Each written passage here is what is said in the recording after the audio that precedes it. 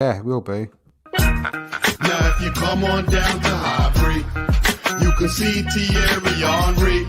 He is the best player you will ever see. Thierry Henry. Now, if you come on down to Highbury. Yo. You caught me mid. You could see Thierry Henry. How are you doing, Gappers? Oh, yeah, it's still there. I'm off to the dentist. I'm off to the dentist to get it remedied on Friday, so I'll be very happy about that. You got the mold taken, did you? Yeah. That's all happened, and so yeah, by the next podcast, I won't be looking like such a massive crackhead. So there we go. Sorry, meth head, I think it is. Yes, absolutely. Yeah, crystal like meth head. Like that geezer off the Tiger King with like about 2 teeth in his head. He die recently? I can't remember. I do not know that. In which case, you've made me feel awful. Yeah, so you should. I really want to keep up with what's going on as well. Anyway, I've had a glass of wine. I'm about to so I have another one. So, did you put plenty in your bolognese again? Did you? I put an entire glass actually, mate. To be fair, I put like a big glass. I put 250 mils of wine, and I was a bit like, oh, it's a bit of a waste, but actually it really made the difference. Oh, lovely. Well, your kids seem very happy about it, so he's half pissed, so that's good. Yeah. So how did you think the Watford game went? I thought, I'll go on to my feelings a bit later. I'm really happy with the 3 points. I'm happy with the 3 points. To be honest with you, I mean, I'm actually really happy with the way that we played. If it wasn't for essentially one of our best players just kind of not being at the races on that particular day, it would have been a very, very different story scoreline wise. Yeah, I mean, poor Oba, I kind of feel for him a little bit because he's just like, I really think he was just trying so hard, especially after the penalty miss.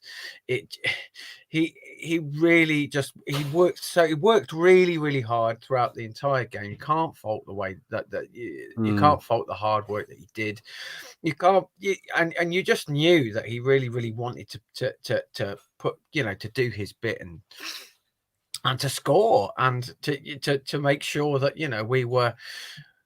That our scoreline was reflective of the way that we played. So I mean, look, I really don't think that he ought to be chastised too much for that. I really think, like I say, just wasn't at the races that day. I've seen a couple of tweets which are just utterly ridiculous that just say things like, "Oh, he's in decline," and all of that nonsense. All of the same old kind of reactionary absolutes that you experience. But I think for the most part, most of the fans and everybody involved with the club absolutely appreciate the work that he did on the day. Yeah, shame he missed the penalty.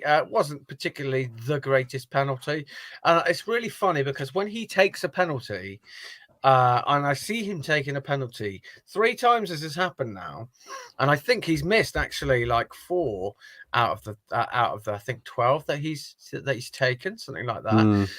And 3 times now I've seen him, and I thought he's not going to score this one. And that was that. when I looked at him at that, like about to take that penalty, I just had that. Yeah, he's not going to score that one. He's not going to score that one. And lo and behold, he didn't. I know. And what do you think about the actual challenge that caused the penalty? I mean, that's a sending off for me.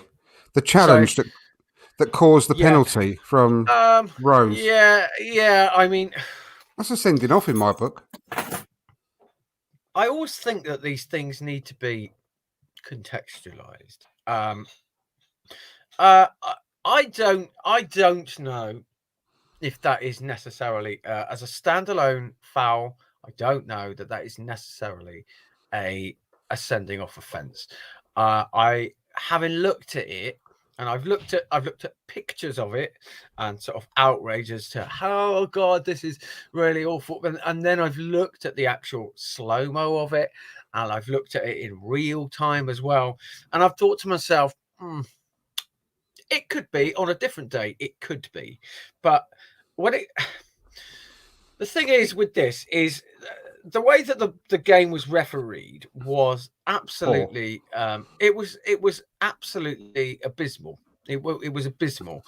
And if it, I mean, like I say, if you look at it proportionately, absolutely should have been sending off. And because they had been kicking us all over the park, and something had to give, and yet the referee was so so lenient with his decisions against the Watford players.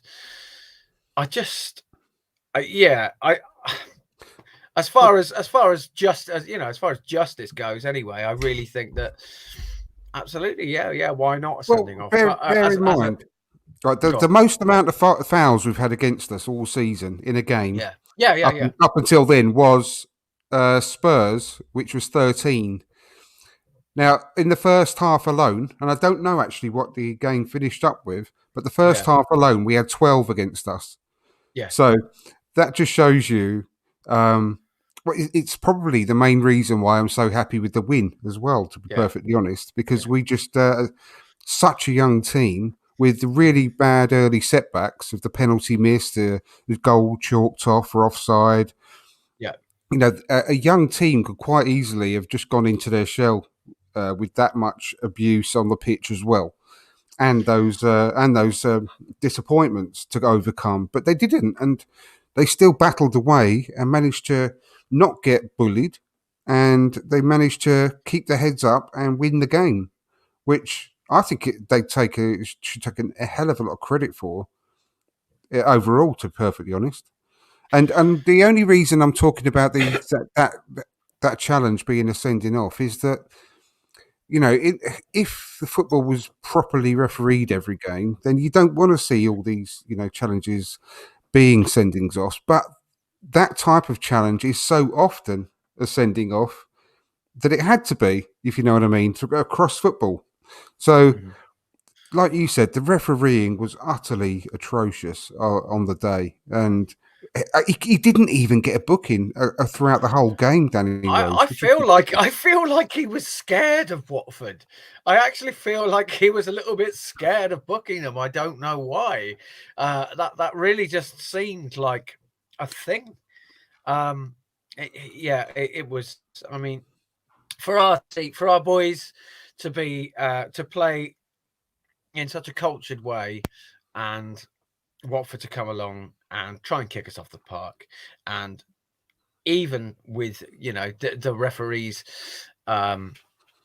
incompetency, if you like, on their side, you know, they've still come there and they've still realized that they aren't able to do that. And let's bloody hope that the next time they come along and try and do that they come with a different plan, because that one don't work, does it? No, exactly. And I mean, I can't praise the young guys enough really for getting through that game and not letting the Watford team get to them, the referee get to them, all the missed chances get to them. And I totally agree with what you said about Aubameyang. I don't think that he had a bad game, funnily enough. He was just one of those games where everything that could go wrong went wrong. He took the goal away from Erdegaard, because that was definitely going in. I'm not even doubting that was going in. I mean, I don't know. It might have done. It might not have done. It's really too close. Well, you can tell by Aubameyang's reaction. Yeah, Aubameyang's reaction tells you that was going in. Yeah. Or I mean, is it his reaction? Is his reaction one of, oh shit, I'm offside, aren't I? You know, because I think he knew the moment he touched the ball that he was off. Yeah. But yeah, whether it was or whether it wasn't, I mean, yeah, again, he's, you know, it's just his striker's instinct kicking in. Pardon the pun. And but I'm gonna have to, I'm just gonna have to take off these headphones, this jumper, and I actually need to go and get something from out in there. Are you going to be all right? I'll be all right on my own. I've got Russ here.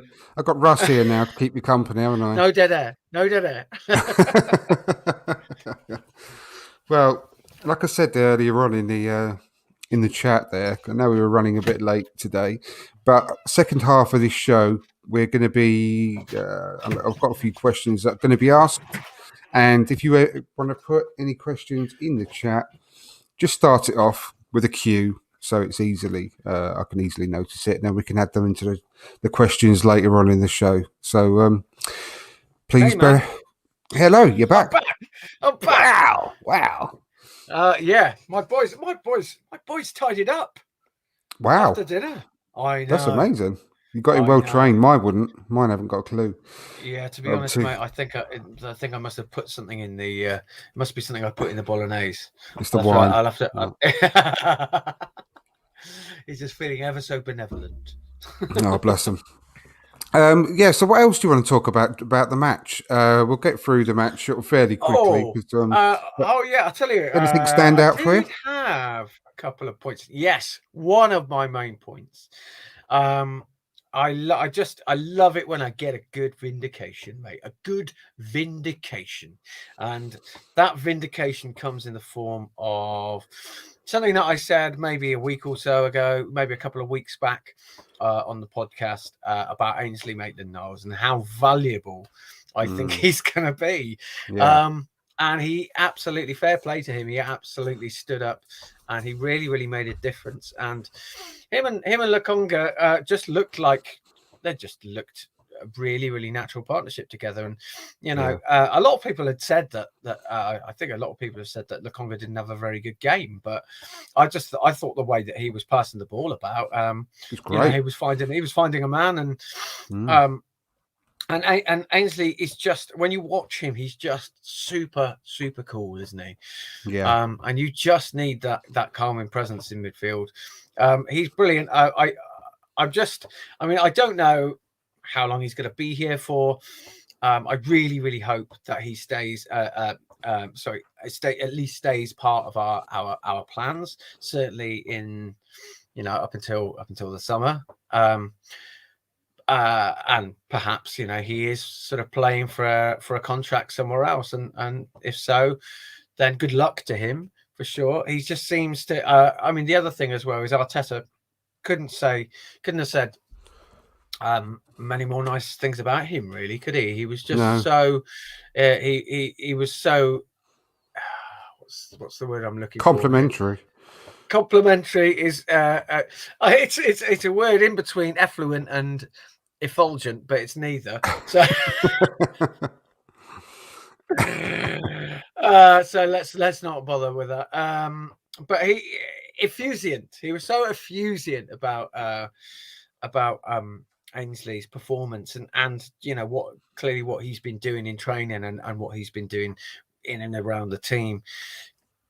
Clearly he's back in the good books, and that's where we want him to be, really, because he's a very, very useful player, even if he does get crowded out of midfield when Xhaka's back, when Partey's back, and maybe we might end up getting a loan signing. He's going to be very, very useful at right back or at left back if we need him as a squad player.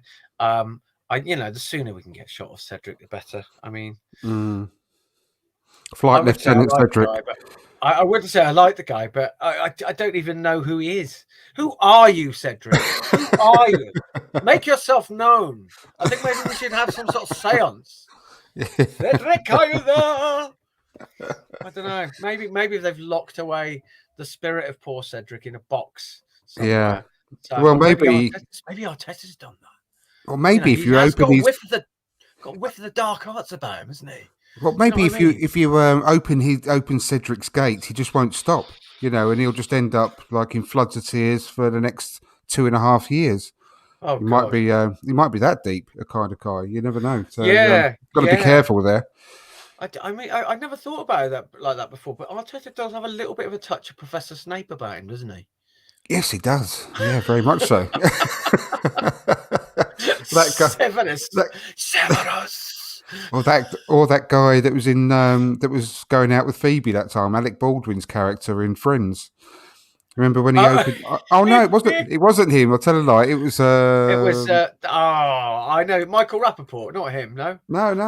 It was Bruce Willis. Bruce Willis's character when he opened the gate. He just couldn't stop crying. Do you remember? Oh, I don't remember that.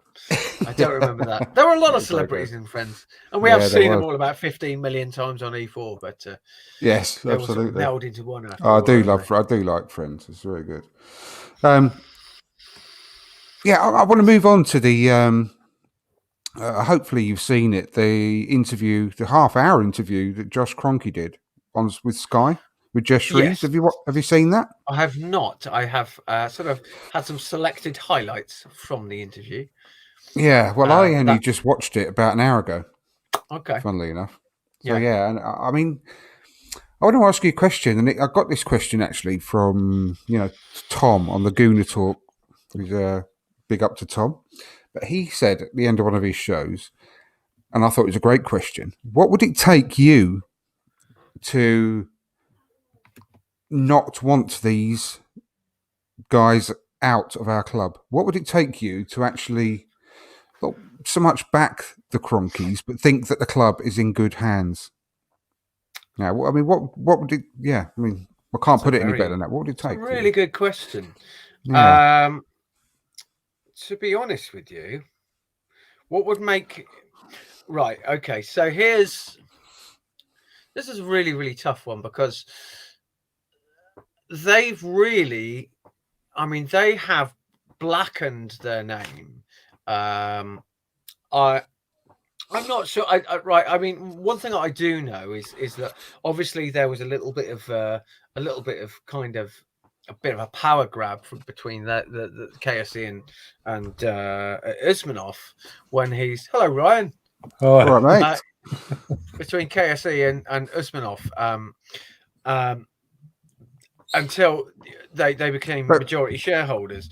Just before you answer, because you haven't actually answered the question yet, I'm just going to tell it. No. I'm just going to introduce Ryan, and I'm just going to fill him in on what I just said. I don't know whether you heard it, Ryan, but anyway, Ryan is obviously here with us. Welcome.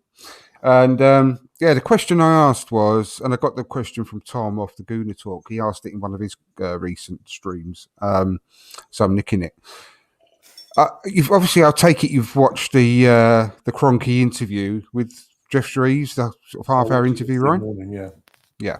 Well, what the question is, and Chappers is just about to give me his thoughts on it, is what would it take for you to believe that we are in good hands as a club? What would it take for you to actually wipe the slate clean with the Kroenkes, basically?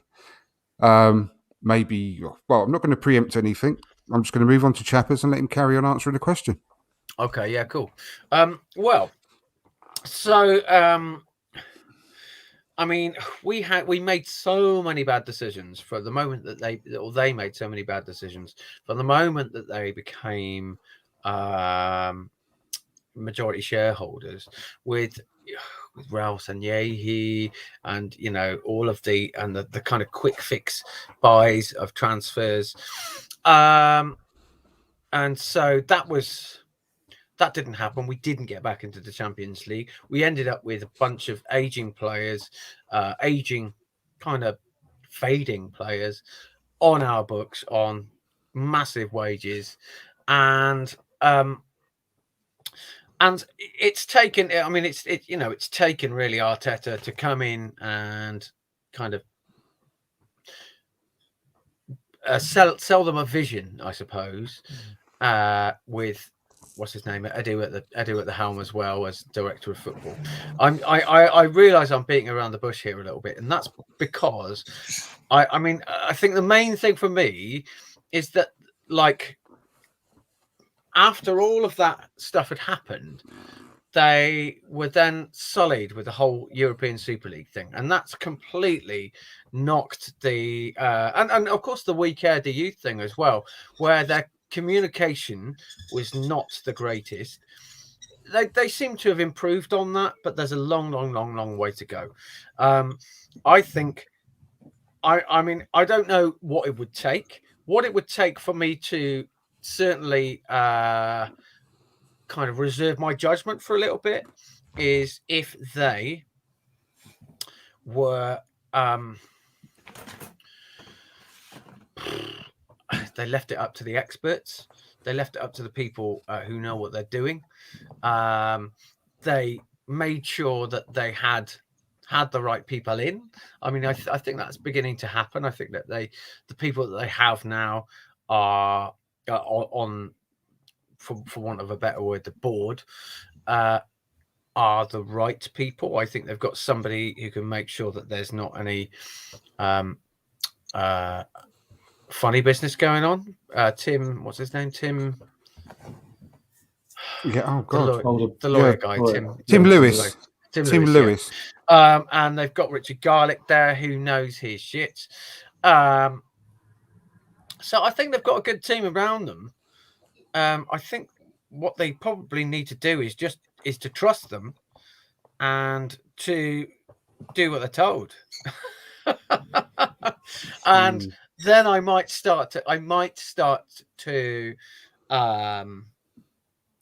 that might go some way to building back my trust in the Cronkies. The other thing I will say is that I'm not entirely certain what would be a better alternative, if there is a better alternative than what we have now. Certainly in terms of financing, and when you look at the way that nation states are buying clubs and oligarchs, etc., are buying clubs. Stan Kroenke's a very rich man. Now, as long as they do what they're told in order to make Arsenal a competitor for the biggest cups and the biggest trophies again, that would certainly soften my attitude towards them. There you go. Okay, I'm not no wiser to what your answer is to that question, but thank you for that. That's great. No, same question to you, really, and so thanks to Russ. Same question to you then, Ryan. I mean, what would it take for you to, shall we just say, stop wanting the Cronkies out? There's still a lot, to be honest. If I'm honest, there's still a lot that needs to be done from the Cronkies. It's all down to them. They need, as Stuart said before, communication. That's key. They have got better. It seems they've become the full owners of the club, and Josh has been put at the forefront of it all. It's slowly getting better, but it's still. I was watching that interview yesterday, as I said earlier, and when he was asked about Stacey Crouch inquiry, I can't remember. Tracy Crouch. Tracy, that's it, Tracy. And basically, Jeff was trying to push. Would you be open to a golden share? Would you be open to more fans on board and things like that? It was too standoffish for me. It's still a bit, basically along the lines of no, but he didn't want to say it. To be fair to him, no one would have answered that question. I don't think on the Sky Sports to Jeff Shreves. I don't think he would have answered that question on his own. It's the sort of thing that. But these sort of questions would have been preempted in the. He would have checked, wouldn't they? So, I don't think.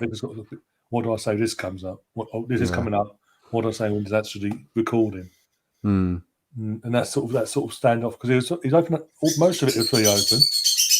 They admitted they made the mistake with the Super League. They didn't ask the fans, and even the birds are agreeing with they don't like Cronkies. I love that. I didn't know you had birds. 4 lovebirds, 4 rabbits, 2 cats, 2 dogs.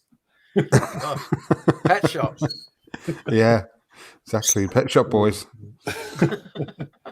But so yeah, I mean, as I said, they admitted they did what they did back in April. They admitted the wrongs of how they went about the Super League and all that. Just basically, they've unveiled this fans board, this boardroom sort of thing they've introduced, and again, very diverse, isn't it? Not. So that's even had criticism from part of our fan base as well for its lack of diversity, literally.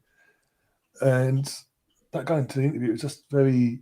Apart from that, he was open, he was honest. He said, "Look, I'm not a football. Yes, I played football, soccer when I was a kid, but as I got to a certain age, I went into basketball, and basketball became my thing because of my height, my build, and all that. And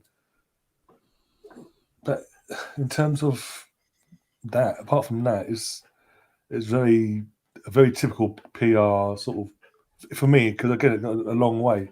It's all well and good doing interviews to Sky and David Ornstein once in a blue moon, and then coming out and talking to the fans when it all kicks off and you fuck up.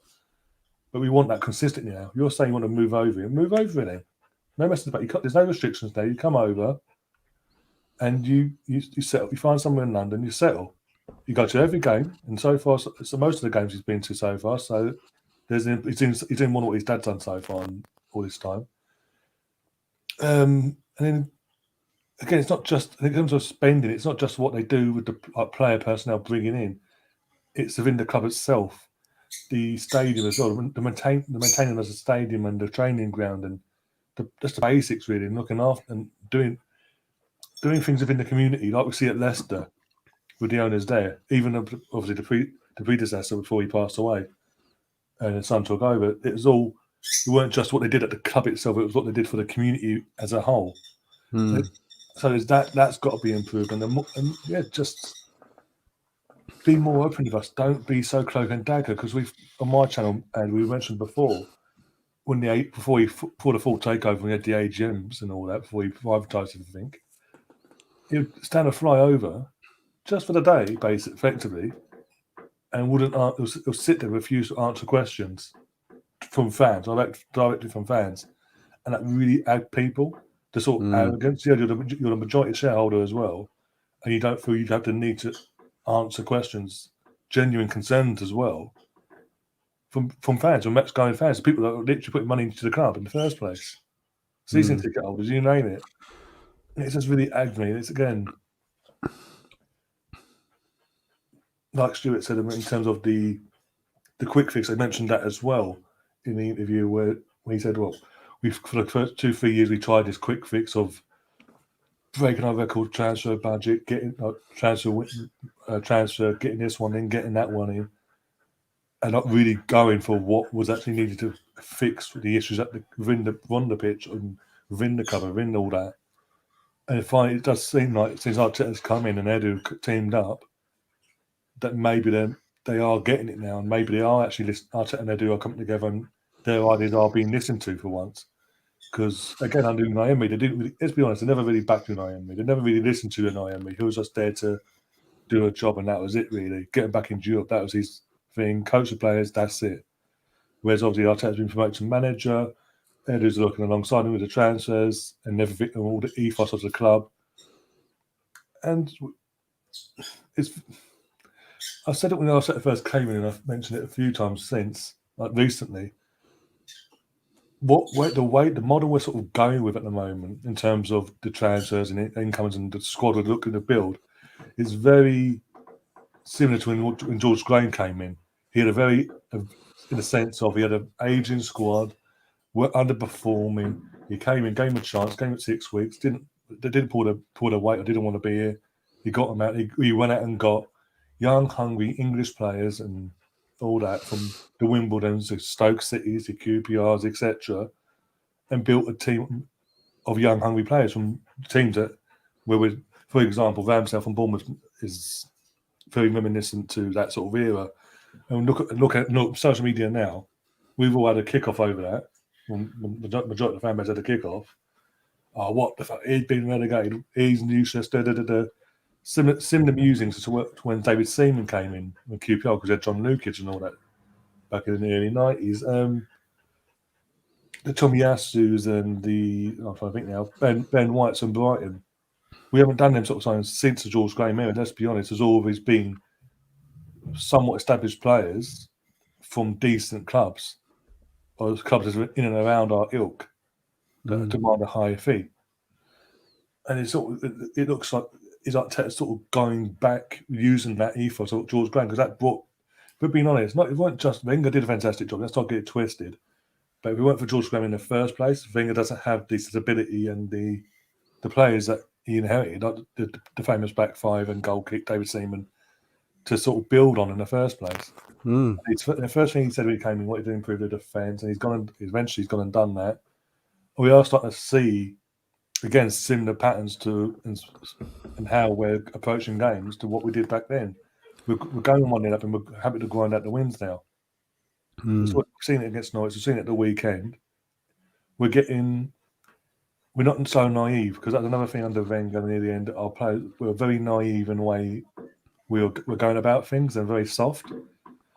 Watford this weekend, as you were saying when I came in, they literally threw us in the air pretty much. How Lacazette still has his head on his neck after that assault is beyond me. I know. So many fouls. Yeah. Ridiculous. And Ainsley's had that sly little, I'm going to bump into you and run off at the same time, that swift movement. So it's that, if with that little moment, we get criticised for all of a sudden by the media and Ranieri. But they're doing it to us for the whole 90 minutes. Nothing's been mentioned. I know. But going back to your question about Stanley, I mean, it's communication and maintaining back in the current setup. Don't go fall back into old habits now. You don't kick the ball out. You just carry on playing unless it's a head injury, you don't kick the ball out. You're waiting for the referee's whistle. That's the rule. Exactly. Yeah. So you do not, if they do that when the player hasn't even had to have the attention of their physios running on the pitch, they didn't come on. So if you do that, you run the risk of the team just carrying on playing and passing it back to themselves. It's not anything that he can complain about. Not at all. And in fact, it speaks to a bit of it speaks to a certain cynicism as well, doesn't it? Really, you know, in the sense that they knew what was happening. You know what I mean? They knew what was going on, and you know, they played that whole match cynically by just trying to kick us. So fuck them. Yeah, absolutely. Basically. He should know better, Ranieri. Yeah. He should know better than to complain about something so trivial. And it wasn't as if we scored from the throw-in. You know, there was football that happened after that they didn't defend. So, yeah, it's just sour grapes. It was never a foul that Ainsley did just outside the box either. Players just literally ran into each other. It was nothing. What's that, Ryan? Miguel Aziz has scored for Pompey tonight. Oh, nice one. Hey, good for him. Fantastic. I'm really chuffed about that. He's not been getting the minutes, has he? So that's... No, he's only had about 100 minutes. Yeah. But anyway, right. From my point of view, I agree with what both of you said about the KSE. But I think a big thing for me is something you touched on as well, Ryan, is him... Because I liked a lot of what you got to say, and all I want to do now is be proved wrong. I'm not going to say that I'm backing them or I don't want them out in the field, but I just want to be proved wrong. And I think a big part of it for me is not only just getting back into the top four, but starting to properly try and challenge for the title again regularly, season on season. And a big thing, sort of personally, is for him to move to London and make Arsenal his full-time job, Josh Kroenke. That would be a massive thing for me, to see him at every game, to really prove that he is invested 100% in our club. And something small, like when Leicester won the FA Cup last season and they got their chairman onto the pitch, it's not going to be sort of that kind of love, obviously, with him. But I want him to be involved. I want him to be there on those days. I want him to sort of take part in the celebrations and show that he, over time, I'm not just a token thing here and there, but over time to prove that he is 100% invested in Arsenal by being here all the time at the games and making decisions and at the big events. Because to be fair to him, he said that, I only take it as of 2018 because that's when we became 100% owners of the club. And what he also followed that up with is for half of the time that we've actually been 100% owners, we've had to deal with the pandemic, which is like a year and a half, whereby they couldn't just have freedom of movement and be over here as often as possible, which is true, But let's put that aside now. Then, and a lot of the stuff that you've done since you've been 100% owners has been positive. We've stopped all the shitty buys. We had that one mistake which we rectified in Willian, but apart from that, we've done a lot of good things in the transfer market. Keep up with that and show that you are wanting Arsenal to be a title challenger season on season. I think that's it for me, really. And that's not going to happen overnight. But if they can do that consistently, season after season, then I think that's the way that they will, stop me wanting them out, basically. So far, so good. And let's just...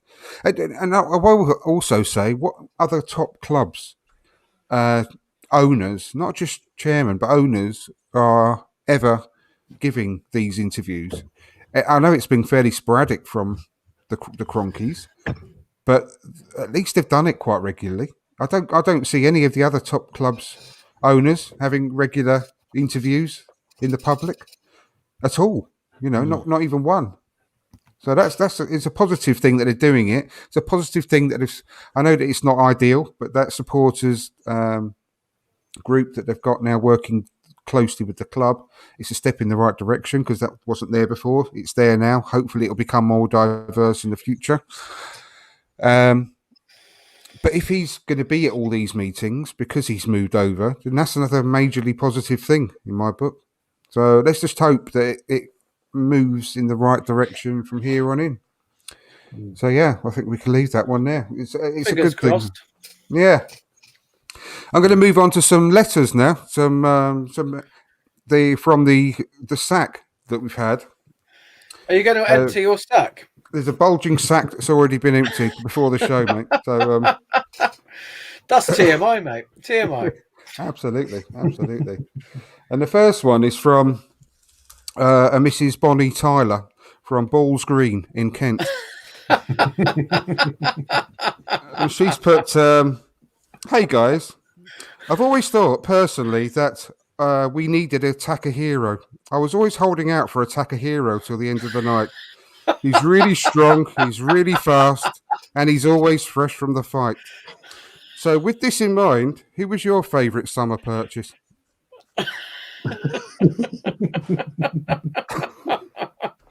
I've always thought she was a Swansea City gal. But there we go. Surprised in you all the time, isn't she? I'll go. You can answer that one first, Chappers.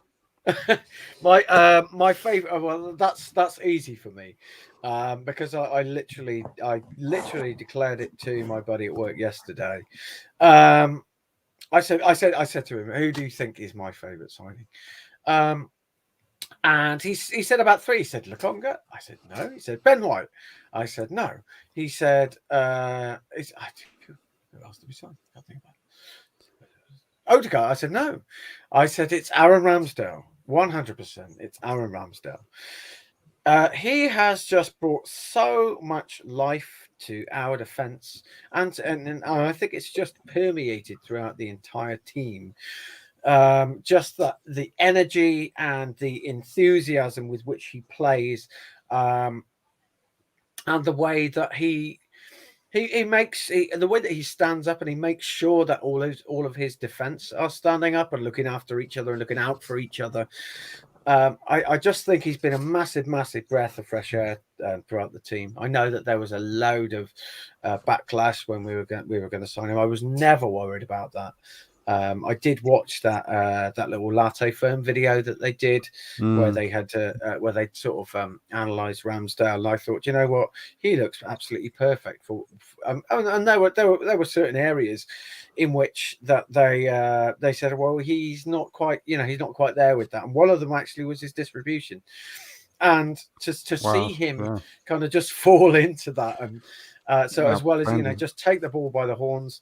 absolutely displaced Bernd Leno this early in the season, which I really didn't think was going to happen. I thought it would be more of a thing that happened over time, and he's just been a revelation to the team. And he is I just love the way that he goes out and he gives everything and he lets everybody know he is there. We are Arsenal. None shall pass. He's already like a hero, isn't he? He's already a cult hero. A cult hero, yes. Absolutely. I would say that. Did you? And also, I have to say, he's got a wicked sense of humour as well. Don't know if you saw that interview that they were doing with him and David Seaman on Sky. Yeah. And when the reporter said, I'm not that old, yeah. Yeah, when the reporter said, "Did you enjoy watching? Did you watch David Seaman when you were growing up?" And he went, "I'm not that old." No. Yeah. Well, he's not wrong, is he? Like, it's brilliant. But brilliant. He's got a little bit of cheek about him. I think. Well, he is he's like a young David Seaman, isn't he? He really is like a northern. I know they're not from the same Yorkshire and Stoke sort of, but they're very similar in sort of the way that they are. I just hope he's with us as long as David Seaman was. That'd be amazing. Yeah, really amazing. Yeah, absolutely. I'm going to go to you with the next question, then, Ryan. Better and better. Yeah, no, I'm sure Bonnie Tyler's very happy with your response. So the next question is from Colin Gibb, open brackets, from Black Lace, close brackets. And he's from Boggy Bottom in Abbots Langley. And he's put, "Hey guys, love the show. Now that we have Albert Sambi La Conga, I'd personally love us to buy Dan Axel Zaga push pineapple, shake the tree." So, with this in mind, who would you like us to buy in January? And that's for you, Ryan. Bloody hell, right. Well, before all the capers in with these off the pitch antics, all I said Basuma, but he's in trouble, so no, I can't have that sort of issue at Arsenal. No. We're trying to go up above all that, and so we don't need any of that baggage in the changing room, do we? Baggage, I mean, you name it. Yeah, we're seeing what's happening at Man City, and who's the other one? Everton with Cigarson. What's going off there? But I don't know. That's the other one then. But we do. That's the one because of obviously with AFCON. Assuming AFCON is going to go ahead, I'm not hearing anything different that it's been cancelled or not. I'm assuming it's going to go ahead because we're hearing nothing different. It's suddenly gone quiet all of a sudden. So we're going to lose Partey. Xhaka won't be match fit in time for when Partey goes on Boxing Day. So we are going to need a backup for our central midfield because there's a lot of pressure to put on Ainsley and Sambi for a month to a month and a half because he can't even fall back on Elneny because he's going off as well. It's just I don't know who's out there though that will actually. Oh, there's talk of that Zakaria, isn't there? Dennis Zakaria from Borussia Munching handbags. We bought a midfielder from there last time. Look how that turned out. Yeah, I know. But he's 24. His contract's running out in the summer. Defensive midfielder. I don't know too much about the guy, if I'm honest. I'm not going to really comment too much about him. I haven't really watched him that closely, but he's obviously Granit Xhaka's partner in midfield for Switzerland, isn't he? Yeah. So yeah, I mean that's an option, but I don't know enough about him, and I'm Anyway, I'm cutting in on your answer here, but I don't know. I mean, the good thing is now though is that I've got a lot more trust in the club to buy the right person, whoever that may be. If you know what I mean. It's now that we've got a really good track of success with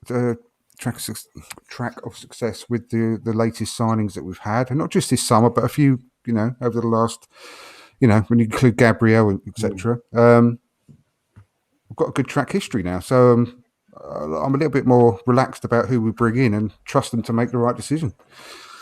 But I haven't heard us link to that many. I mean, is that the big link, obviously, to the We've been next to Oxlade, haven't we? A return for him, but I wouldn't. That's true, yeah. But he's playing a lot more now. He's playing a lot more for Liverpool now. Yeah, but look at in the time he's been there. Majority of the time he has been injured, and he gets little knocks ever since that big injury he's had. His ankle, he's got glass ankles all of a sudden. Yeah, I mean, the only thing I could say about him, though, I'd be surprised if they let him go now because he is actually playing quite a lot for Liverpool. I mean, you had your hand up there, Chappers. What were you going to say? Yeah, it's an outside chance, and I doubt we get him. But there's a certain midfielder at Man United who's just not getting any minutes. Oh, Donny van der Beek. I think he'd be worth the punt if we just got him on loan. Yeah. I know he can play deeper. The only thing is with me, his biggest success was playing in sort of Ødegaard's position. Yeah. I know he can play deeper, but do we want someone that can play deeper, or do we want someone that plays deeper? If you know what I mean. But I mean, don't get me wrong. I've said about Donny van der Beek in the past. I really like him, but is he too similar to Ødegaard? I don't know. But he's a very good player. Since he signed for United, we haven't seen anything of him. To sort of balance that sort of have a sort of debate over that. He's wasted a big chunk of his young career, isn't he? Well, this is really just why I mentioned him, just because he's going to want some minutes, and I mean, from what I have seen of him, he just brings a bit of dynamism to the midfield. You know what I mean? Yeah. And I think he'd certainly be hungry and want to show what he can do. But again, tough to say. It is. I feel sorry for him a bit. Yeah. Anyway, let's move on to the next question. This one's for you then, Chappers. This is from a Mr. M. Jagger from Brown Willie in Cornwall. He says, "Hi, boys. Long-time watcher, first-time question asker. I'm loving the young academy players coming through. My all-time favourite was Jumping Jack Wilshere because he's a gas. Who's your favourite ever academy player that's come through?" My favourite ever academy player. It's for me anyway. I don't know if you can really call him an academy player. I don't know if. I mean, for me, I can't look anywhere further than Fabregas, but I'm not entirely certain that he was. Yeah, I'm going to be strict there. I'm not going to allow that because he didn't start off as an academy player with us. Okay. Well, in which case, I mean, the two guys that we've got in the team at the moment are everything that we'd always hoped they'd be. Really, I was always a massive fan. I love Arsenal number 7s. So I'm gonna have to plump for Saka, I think, just because he's a model player on and off the pitch. He's achieved so much in such a very small space of time. I mean, I'd really, like to be allowed Fabregas, but I'm not. No. But I can't. Christian Bielik, he's a good shout. No, I'm kidding. No, I can't look much further past than Saka, really. I just think he embodies everything that the modern Arsenal academy is all about. With Per Mertesacker's academy, if you like, is all about. I just think he's a fantastic player, a breath of fresh air, and long may he stay for us forever and ever. Amen. Yeah, no, I couldn't agree more. Right, next one to you then, Ryan. This is from Rihanna in Cockermouth, Cumbria. Hi, boys. Love the show. I always think that when the sun shines, we'll shine together. I told you I'll be listening to you forever. I said I'll always be your friend. Took an oath. I'll stick it out to the end. Know that it's raining more than ever. We should go and buy Cucurella. Ella, we should go and buy Cucurella. Ella, from Brighton. Thoughts?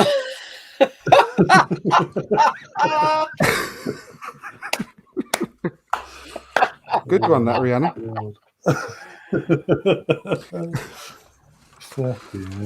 Very verbose, isn't she? Yeah, she's quite a good letter writer, to be honest. That was actually handwritten, that one was. What's the handwriting like? Not too great, to be honest with you. I think she might be it might have been a sort of quite a rough night out, if you know what I mean, when she wrote that one. But anyway, you don't have to answer that one. I'll go give this one to you instead, Ryan. This is from Gaz. He's writing from Dick's Mount in Suffolk. Hi, boys. Gaz from Supergrass here. I'm loving our new centre-back pairing of White and Gabriel, but can you hear Rob holding on your stereo? Can you hear Rob holding on your stereo? Can you see Rob Holding getting back into the team? That's to you, Ryan. You want the honest answer, based on form and how they've gelled so quickly. We've mentioned it on my channel before as well. No. He's going to have to be happy being whilst he's at the club, being a cup defender. Yeah. And that is what it is, because, as I say, Ben White and Gabriel have quickly filmed a bond, along with the Tierney, Nuno, and Tomiyasu, and obviously Ben Ramsdale in goal. That bond is already built. So this is again a huge criticism of Wenger, of Arteta we had last year, that he kept every game chopping and changing, for no reason. And suddenly he's sort of like he's listening to us and saying, "You know what? I'm going to stick with this," and it's work. And obviously, because he's got more time on the training pitch, they're obviously again. It's easy to build up that camaraderie with each other. So yeah, I mean, and of course, not only that, because we actually are performing, we actually are keeping clean sheets, and we are actually looking hard to get through with the coming back line. Definitely. With the partnership there. I don't see a much better defence in the Premier League at the moment. No, I don't see a much better Premier League defence. No. Statistically, you can't argue with it. No. You know? In the last since we lost our last game, we sort of Amazon put a thing up earlier on, since we lost our last game against Man City, basically, if the season started when we played Norwich, we'll be top of the league. Yeah, I know. So how, and that, again, that coincides with Edu telling us during that international break going into that game. Yeah, read our full team, judge us on our full team. And yeah, that certainly did age well, that comment, didn't it? And I'm not being sarcastic; it really did. Yeah. I hope that answers your question there, Gaz. Dick's Mount. Can I just add a little addendum to that? Yeah, sure. It's my firm belief, and it has been for quite a while now, is that Holding will be out the door, probably to Newcastle, at the end of the season, and I think we'll bring Saliba back in. I think if he wants to stay, I mean that is a big if. He might think he's been messed around enough, but having said that, if Arsenal do manage to come away with top 4 position or some European football or a trophy, then he might have another little bit to think about that. Yeah, no, I agree. I do agree. I mean, we can get some good money for him. Yeah, I don't want to ever knock him. I think he's been a good player for us, and I think that he'll go with our blessing, really, won't he? He's not really messed with. When he comes in, he tries really hard. He's a good battler. And I think good luck to him. I think he would fit in quite well to a club in this situation like Newcastle, Crystal Palace, maybe. Yeah. Anyway, this one's for you then, Chappers. It's from Mike D from Fingringhoe in Essex. I like the fact that Mikel Arteta has told Ainsley Maitland-Niles to fight for his right to replace Thomas Partey. Bearing that in mind, do you think AMN will introduce a bit of sabotage? Good luck. Well, I heard that he gave... I mean, do you think he might sort of try and disable Thomas Partey during training or something? I think he's trying to... I heard he gave a team talk, and the first thing he said was, "Listen, all of you."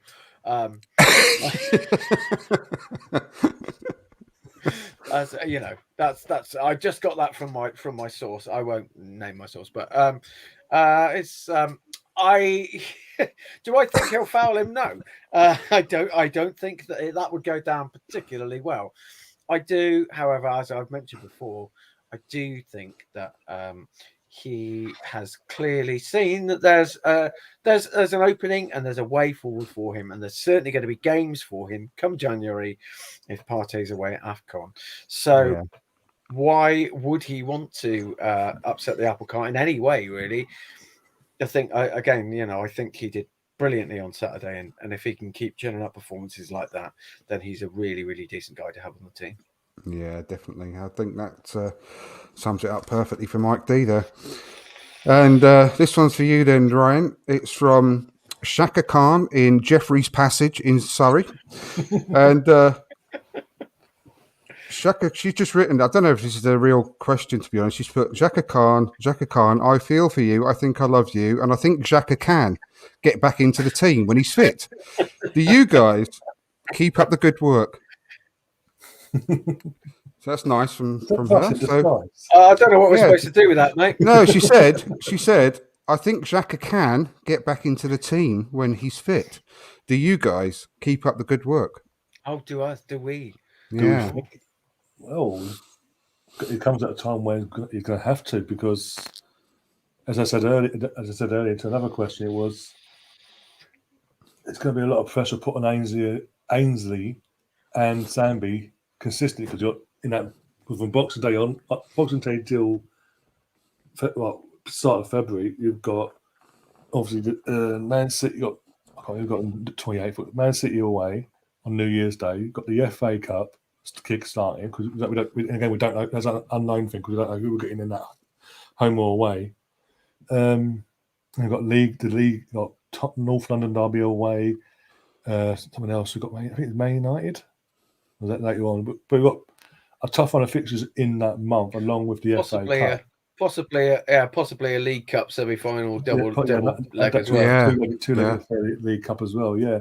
So it's good. I hope we don't need to rush him. Well, I say that in terms of see how they go, but we shouldn't be rushing him back. If we don't rush him back, and say the North London derby, keep him up that one for his return, and see how he goes from that, because he's gonna have to, because they ain't got an LNE or Partey to fall back on if Sambi or Ainsley drop off form or get injured.